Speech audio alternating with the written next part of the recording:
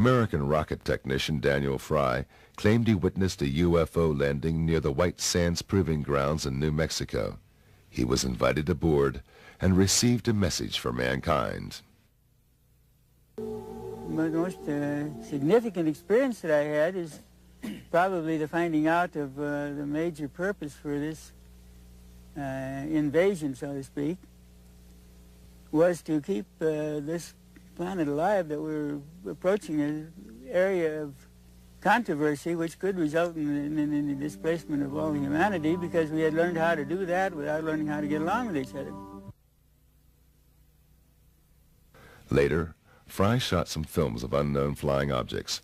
Contactees and UFO enthusiasts met regularly at the giant rock in the Californian desert, at the site where contactee George von Tassel claimed to have met space people, and where he later built, allegedly under their instruction, the Integraton, a generator to reactivate human cells and to charge them with cosmic energy, as claimed by von Tassel.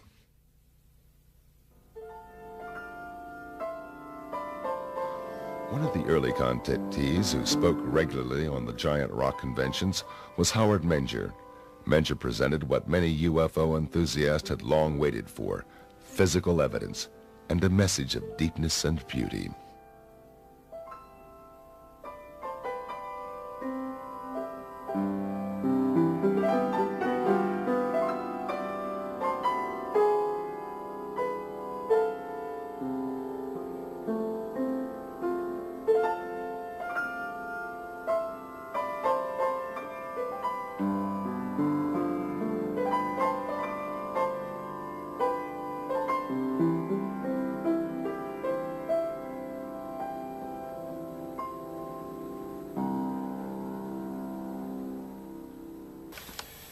I was inspired by a trip to New York State in the Catskills. I was on my way up there under some kind of control. It seemed almost like the wheel was moving by itself. I know it sounds strange, but it's true. And I reached an old cabin in the woods, and inside there were what I considered to be aliens. They were not from this world, as far as I could see. They're very angelic people. And they had all kinds of instruments in the cabin, all types of electronic, like what we'd call pianos and organs. And on the wall, they had a 1-inch thick 2x2 television screen. And they could move it anywhere they wanted to. I think we're getting that nowadays. We're getting into that now, 35, 40 years later. But I went in there and they showed me the instruments, the musical instruments, and I expressed the wish that I wished I could play the piano. And they said, well, maybe we can help you. I don't know what they did, but I could sit down after that visit to the cabin, after meeting these wonderful people, and I could play anything by ear. I think it all began when I was very young, approximately 10 years old, in the early 30s, when I went up into the woods, as I often did, and saw a beautiful lady on a rock with a stream going by. And I was really surprised, because first I thought it was one of the farm people, because there were farms nearby. But this woman wasn't dressed in a farm outfit. She was dressed in beautiful, flowing gown. And she had long blonde hair and gold-colored eyes. And she seemed to be waiting for me, as though she knew I'd be there. And when she spoke in perfect English and a beautiful voice. And I was only 10 years old, but I want to tell you, this was quite an experience. She was like an angel, like talking to an angel. And she seemed to know all about me. And she mentioned some things that would happen in the near future. She departed almost like a vision, just disappeared, and I went back home. I didn't talk about it for weeks, not even to my brother, who often went up in the woods with me. We saw discs in the sky, my brother and I, during that period, that same period. And as time went on, some of the things that she had predicted were coming true. They continued from the girl on the rock right on up to the very significant ones in 1956, when the craft came in, these huge 40 to 50 foot craft, and they carried these beautiful angelic aliens. And of course, at first I wasn't ready for any of this. No cameras, no recording equipment, no witnesses. But after that, I prepared myself with cameras, witnesses. I had witnesses. I was taking a movie on one incident in 1956 in High Bridge, New Jersey, where a craft was coming in. It's in my new book, the High Bridge incident. The pictures are in there. And the craft is coming in, and I'm taking a colored movie, 8mm movie of this. I have several witnesses from the local area, and also a federal agent from the Bureau in Newark, New Jersey was standing right next to me. I was filming a craft coming in. The door opens when it landed, and two men got out. One went to the left, one went to the right, and then a beautiful lady got out. But she had a type of spacesuit on. And she walked toward me, and when she got about 25 or 30 feet from me, she didn't say a word. And she touched something shiny on her belt. And that shiny thing got bigger and bigger and bigger, and finally enveloped her whole body to where I could see her body as a light form. And then it disappeared. And I was really surprised. I yelled back at the craft. I said, "Where did she go? Where is she?" And they yelled back in perfect Oxford English, "She's here with us in the ship." So evidently their technology has taken them into some type of teleportation, which we haven't approached that yet. Our scientists have not approached that yet, that I know of. And so evidently they have mastered time, motion, and energy in some way. Shortly after that, the two men went in the craft, the door closed, and it silently rose and left the area. I only have parts of it and slides I made from the original. The Federal Bureau of Investigation, the Bureau out of Newark, New Jersey, took the original film. As you know, there is a definite government cover-up for three reasons: political, religious, and scientific, and for national security. Indeed, Menger had hundreds of eyewitnesses at that time. Psychiatrist Dr. Berthold Schwartz spoke with about 40 of them and became convinced that Menger's contacts were real experiences. Well, living in northern New Jersey, where I practiced medicine for many years, I used to hear years ago on the radio Howard Menger on the Long John Neville show. And I was quite interested, to put it mildly. How could someone make these statements and make all these claims and these other things going on? Then, of course, reading about it in the papers, and my patients would ask questions. People across the board, straight Americans. So one thing led to another, and then by fortuitous luck or whatever, coincidence, I met different people that were closely associated with Howard, leading citizens, not just average Joes, good, solid Americans. And they had quite a story to tell me. So the ball of yarn started to unroll, and I became more and more involved in who this man is, where he's coming from, how do you explain these things. One man himself was quite a well-known inventor. He knew Howard's family. Another one was being reporter for the highest circulation paper in northern New Jersey, who happened to be a classmate of my roommate at Dartmouth College years ago. So I had a contact there. The fellow opened up. He did a whole series of stories. And he said, "I don't know this thing, but Howard is truthful. He's telling it as it is. The story never changes. It's the same way." And in that town of Washington, New Jersey, I interviewed this high school principal. At that time, I interviewed a blind lady, but a very refined woman of some note locally. And she told me quite a story with another teacher, and a physician. Oh, gosh, you name it. Another fellow lived in the south part where they have all the hunting, and he kept on the moon potatoes that Howard had, so-called, the specimen he picked up wherever he was out in space, who knows. But these people swore by him. They told some extraordinary stories. What did those eyewitnesses see? What did they describe? Well, I remember once, of course, the craft or whatever they are, the lights in the sky and the landings in the field, the great sociological, psychosocial significance of thousands of people present. And again, through synchronicity or luck, I had this patient whose father happened to be in the state police of New Jersey, so they wouldn't, as a physician, they're usually most courteous to me, occupationally perhaps. I went in and they opened the door and they said, "We cannot explain this, we do not understand it, but yes, this is on the level, these strange things happen." And matter of fact, you couldn't shut them up, they had to go on and on. So, quite a story.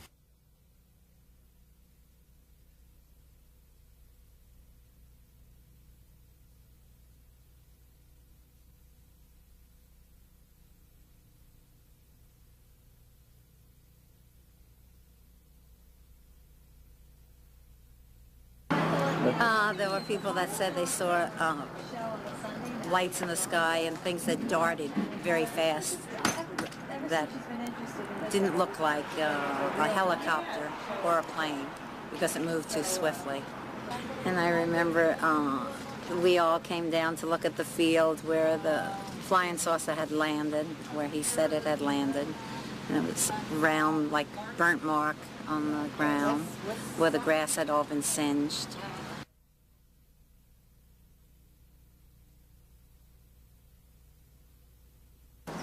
And in the 1950s, a young high school boy came to me and said this man was taking them up in the wood and showing them lights that glowed.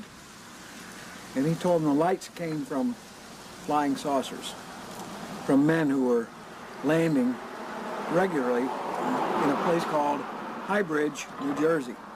It's about 10 miles from here, from Washington, where we are now. And I knew this young boy, and I prevailed upon him to tell me more about it. I was interested as a newspaper man, and he told me who the man was, and it was Howard Menger. At that time, Howard Menger was a sign painter in a sign painting shop just about 2 blocks from this house, up around the corner. And I knew Howard, knew his wife, knew his children, knew his family, and as a reporter, I thought I had to find out more about this. So I got a hold of a couple of friends of mine from the state police, and we went to visit Howard, and he said, "Oh yeah, they're up there," and he showed us some photographs he had made of flying saucers, and he asked us if we would like to meet these people from outer space, and of course we said yes. So he took us up to a field up on top of the mountain and said they'd be there at about 11 o'clock at night, and we just had to wait. And needless to say, we waited and waited, and nobody ever showed up. Howard later told me, he said, one of those guys that was with you was carrying a gun. He said, Howard, all those guys were carrying guns. They're all state policemen.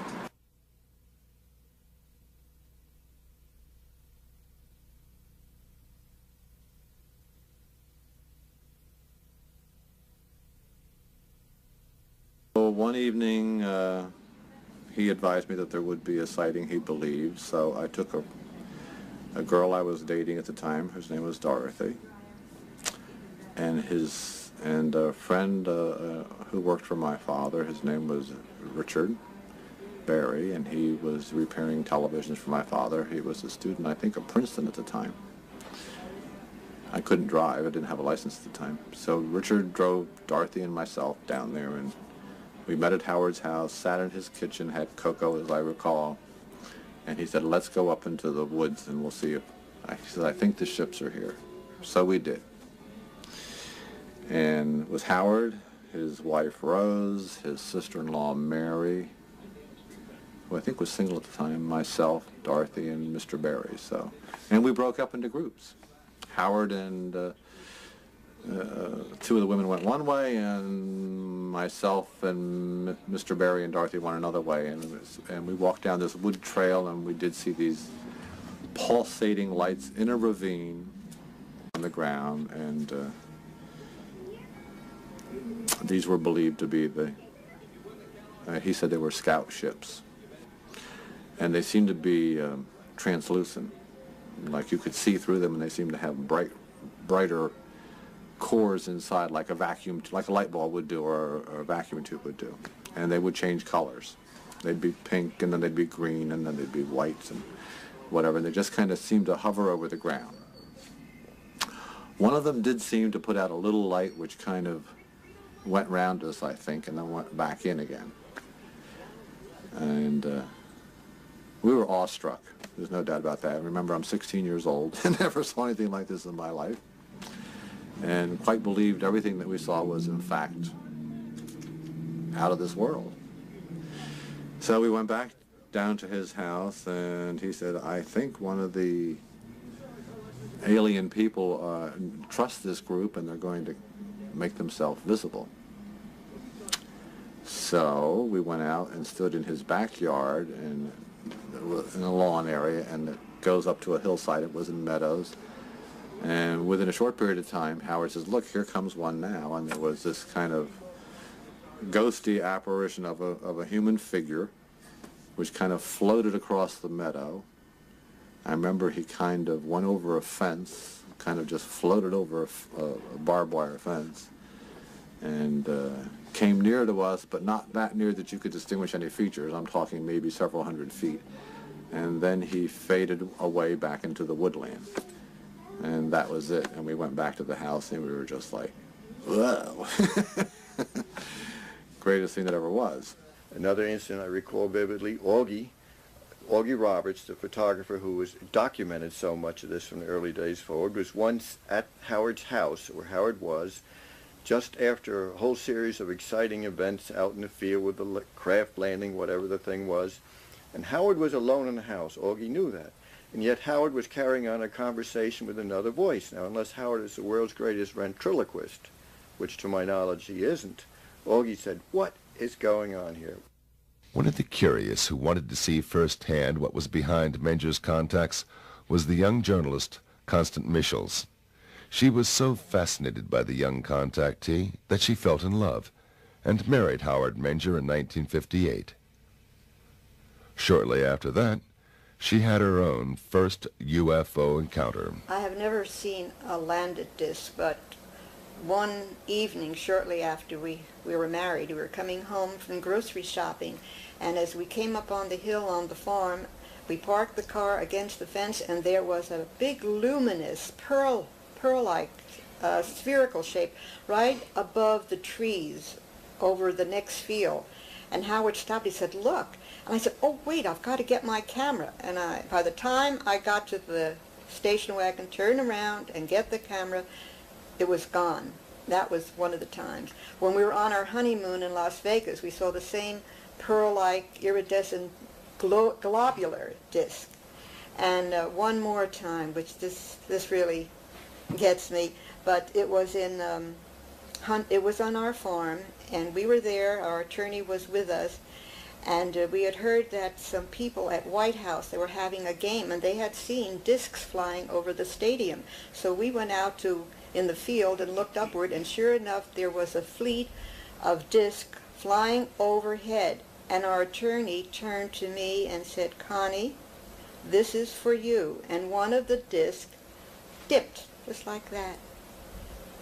And that was that day, or that week, I became cognizant of the fact that I was pregnant. I was with child, our first child. Howard Menger is a truthful person who's had some extraordinary experiences, and as I think he says himself, he cannot explain them, he doesn't understand them. My impression of Howard Menger was that he was a man who most people would like. He was quiet, he was calm, he appeared to be a very thoughtful man. He would seldom give out with a fast answer. He would consider his words and his answers to every question you would ask him. He was a kind man. He was a kind of a person that you'd like to have as a neighbor. He minded his own business. He was on the quiet side. And that's why I think he commands so much respect, because people don't expect to have a guy talking about flying saucers who looks and talks like Howard Menger. He's a father figure. As a psychiatrist, I certainly would say that Howard appears in every way to myself to be a healthy, good citizen, a sound mind and body, as most of these people are. We've done formal studies on this long ago. It was just logical to assume that there are non-terrestrials throughout our cosmos. And if they are coming now, as they have come in the past, why could not this young man, who had a good business, who had a family life, who was well known in his community, was well respected, why should he go through all this trouble to get ridiculed and harassed and lose a lot of his business? And for what purpose? It certainly wasn't for money. We lost heavily trying to get this message across. He eventually lost his first home, and when we were married, we lost our farm home, and we had to just pull up stakes and start all over again, no home at all, and work very hard. So for all those skeptics out there and debunkers, we get very angry, especially I do, when they say, well, you're doing it for money, or you're trying to sell your book. We have mortgaged our home to publish that book because we didn't want it altered, and we didn't want the photographs to turn up missing again. So we did it ourselves. So this is not a labor of money, it's a labor of love that we have done for 35 to 40 years. So I was convinced at that time that he was doing it for the same reason. He was losing pitifully economically. But something was really pushing him on. And I'm very glad that later on the government came and backed him up to do some of the things he had to do. Unfortunately, it didn't last very long. Menger's most fascinating adventure with the space people was his trip to the moon in August 1956. Well, I remember getting in a craft in the same location. We called it Location 1 in Hybridge, New Jersey. They invited me in the craft. And they didn't tell me right away where we were going, but I found myself in outer space with a Polaroid camera, and there were about 8 or 9 people in there with me, aliens, and a man, a friend of mine from Hybridge, New Jersey, who I still don't mention his name because he doesn't want to mention, but he was in the craft with me. Went to school with him. We were up, we could see through the portholes the Earth getting smaller and smaller and smaller. It looked like a blue tennis ball with white clouds over it. Finally, we could see the moon approaching and getting larger and larger through the portholes, and I took pictures of the moon on the other side of the moon, where there's a line between the light and the dark, and there was like a small city there. And our government knows all of this. They know it all, but they're keeping it from the public. Time is very difficult when you're flying in these aircraft. For instance, there's something I did notice on the moon trip. I thought it took 10 days. But when I come back, I didn't have to shave. So that's less than 8 hours. So there's something here in their technology about time. They're time travelers. As far as I know, their technology is so advanced we may never even have left the planet in a craft.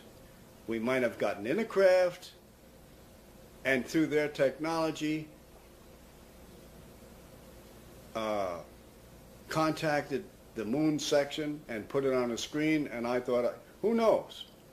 They're so far ahead of us that I really don't know. Any time that he came back from what he called a contact, he seemed to be very elated, very happy and elated, and just bursting with happiness or goodwill.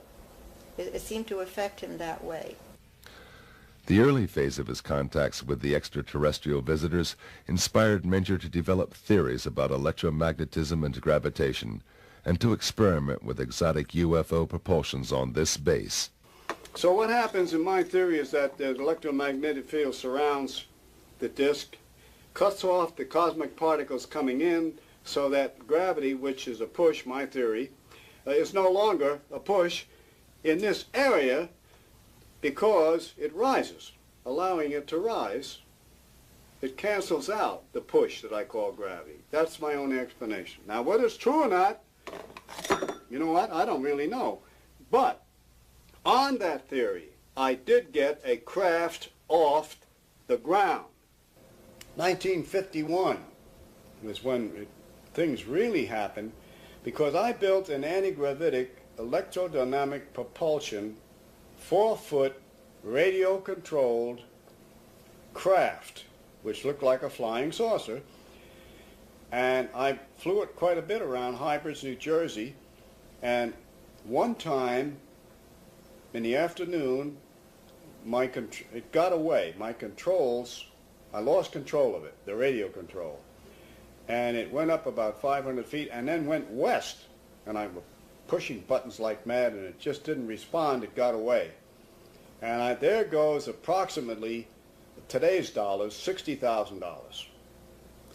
Now, in those days, money, a dollar was a dollar. And it took me 2 or 3 years, a period of that time, to come up saving that kind of money and buying the parts to build a craft like that. But it was successful because 2 weeks later,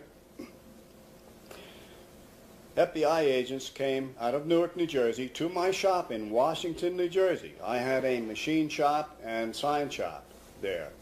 And they said, "Howard Menger?" I said, "Yes." They said, "Well, we want to tell you that your craft crashed," and they showed me the pieces, on the Ohio-Pennsylvania border, which is several hundred miles from Hybrids, New Jersey. So that, and it crashed. I don't know whether it hit a tree or what happened. And they traced me from the parts. I bought these parts in electronic shops and hardware stores on Route 22 in New Jersey. And they went to these stores and traced it down. And they're very good at this. And they came right to my shop and said, "Stop, don't do it again. Keep quiet. You will be visited by some representatives from the Pentagon. They are interested in the propulsion system."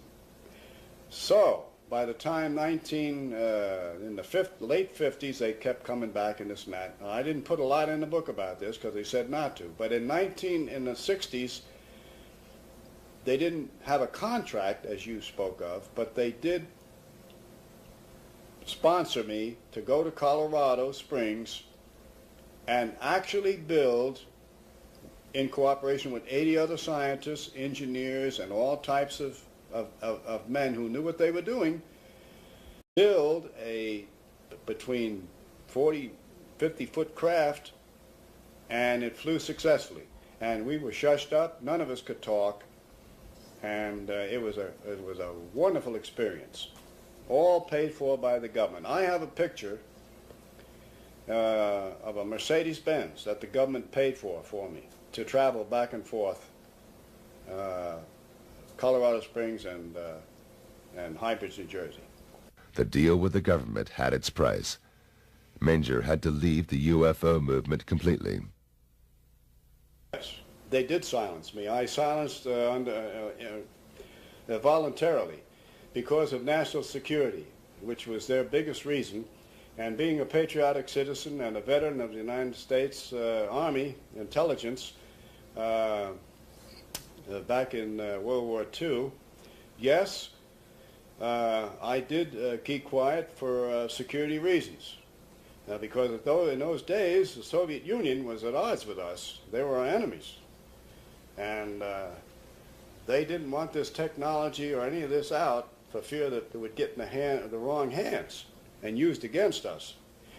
For a time there, we had to give it up entirely any contacts with UFOs and Howard was gone so much of the time. He was involved with the government, which isn't it's very difficult for the family. I want to tell you, when you're dealing in intelligence work, it's very difficult for wife and family because your husband can't tell you exactly what he's doing or where he's going or when and if he's coming back. And that's all left up to conjecture, and it gets to be very uncomfortable at times. And however, that was resolved eventually, and Howard decided to give it all up and just devote his time to me and to the children and to his work until such times it would be more appropriate for us to talk about his experiences and our experiences together. But his life, his thinking, still was overshadowed by his experiences with the space people. They even influenced the life of his children, Heidi and Eric. Deeply. Yeah, well, the philosophy was probably the best thing they gave me anyway. I think it's given me a good open-mindedness and a good stable foundation. That's probably the best thing, if anything, that they gave us. It gave me the niche to my music because I'm a musician and I went through all types of music from Baroque, opera, jazz, modern music, and the only way I really found the way I wanted to go was through the faith that I have in it. It was really from the core of our family that I got that faith. You're dealing with a human being who's had an extraordinary experience and is bursting with knowledge and wants to tell all that he knows, but sometimes cannot. And it leaks out over the years, and persistent questioning and going over the events very carefully, trying to remember what I call parables that the non-terrestrials told him, trying to figure it out ourselves, what they meant, what the knowledge was, and realizing that it was we who had to do the searching and find out what it all meant, that we were not going to be given a textbook for aliens. We had to figure it out ourselves. And when we finally did, we found out that we had it in us all the time because we've been seeded by our non-terrestrial ancestors. So it was there. It just had to be probed, which means that we didn't lead an average, normal, everyday life. Although we did this to maintain family, our minds were always probing and always interested in reaching into that exciting field of non-terrestrials and what it really meant to us as humankind, because there's more to us than one can ever imagine. When the space people ended their contact with Menger in 1958, they left many unanswered questions. Well, they left. The original angelic people that I talked with years ago in the 50s, in the 30s, A Girl on a Rock, and then the 50s, and the many trips in the craft, they said that they would be back in 2012. That they go in cycles, but I believe that they are time travelers, and that they have bases on Venus, Mars, and many other planets. I asked them once, well, where did you come from? And they said, we have just come from the planet you call Venus. Well, that doesn't mean they're Venusians. They're travelers. They might have a base there. When our astronauts went to the moon and they came back, they were not moon men. They traveled there and back. They were Earth people. So who is to say where they come from? The one thing I'm sure is, almost sure, they don't come from this planet. And they're way ahead of us in political, scientific, and religious understanding. I asked him, why are you here? Are you here to heal people or solve all our problems and blah, blah, all this? He said, no, it is against our universal laws to interfere in any civilization which we descend upon. Your record, your history shows that your advanced civilizations have advanced on lower civilizations and have destroyed them. They've been here thousands of years ago when there was oceans where there is now land, and where there was then land, there are now oceans. And when they come back, the civilizations have gone down, disappeared, like Atlantis and some of the others. They come back to check on us. They are our ancestors. They helped us to rise up from Homo sapiens to where we are now, to a thinking human being who can make tools and who invent technological things to help humans live a better life. They said that they have laid down laws thousands of years ago that most of them are in our scriptures today. Various Bibles all over the world, holy books all over the world have come, they said, from extraterrestrial contacts, because they were considered gods in those days and looked up to and worshipped. We even made statues that looked like them. And so they said, all we have to do is read our scriptures, live the life it recommends in the scriptures. All the Bibles all over the world said, thou shalt not kill, don't kill. Don't covet your neighbor's wife, don't do that. Love thy neighbor, do that. Moses, Buddha, Jesus, all said all of these things. They were contacted by these aliens, angelic beings also. Connie Menger believes that there is a strategy behind the proceeding of the extraterrestrials, a program to educate us step by step. The alien receptiveness program is to gradually make us aware of our birthright, but it has to be a very slow process, and the memory of who we are and what we are is locked in our mythology, it's locked in our ancient scriptures, it's locked in ancient books, it's all over the world. If you will collate the information, you will see the pattern emerge. However, we have to go very slowly because the memory of that has been obliterated from most of humankind.